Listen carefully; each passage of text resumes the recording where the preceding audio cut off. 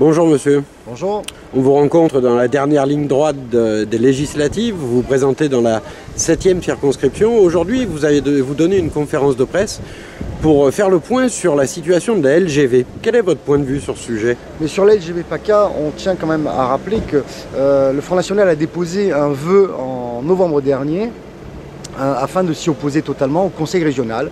Et on veut aujourd'hui rappeler quand même aux électeurs que l'attitude ambiguë qu'ont eu tous les élus de toutes les tendances politiques, puisque l'UMP s'était abstenu à notre vœu, la gauche et les écologistes avaient voté contre. Mais quel était votre vœu? Notre vœu était de s'opposer totalement à la LGV PACA, telle que proposée aujourd'hui, puisque nous nous rendons compte qu'il y a un problème économique avec ce projet, puisque 50% du financement doit être fait par les collectivités locales, et aussi un problème aussi environnemental, notamment avec les vignobles bandolés et l'environnement en général.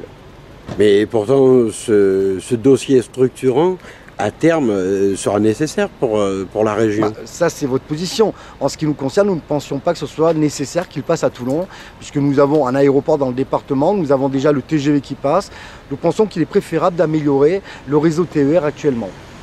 Ah oui, ce en quoi nous on a rencontré Madame Perrano, vous avez le même argument que les socialistes. Non, les socialistes sont pour la LGV aussi, ce qui est totalement différent. Ils sont aussi pour la LGV PACA, tout comme M. Falco. Enfin, nous, pour la peine, on a enregistré Madame Perrano, donc les internautes pourront se faire une idée en allant regarder la rencontre qu'on a eue avec elle. Moi, je rappelle simplement le vote des élus socialistes qui ont voté contre l'abandon de la LGV PACA au Conseil régional.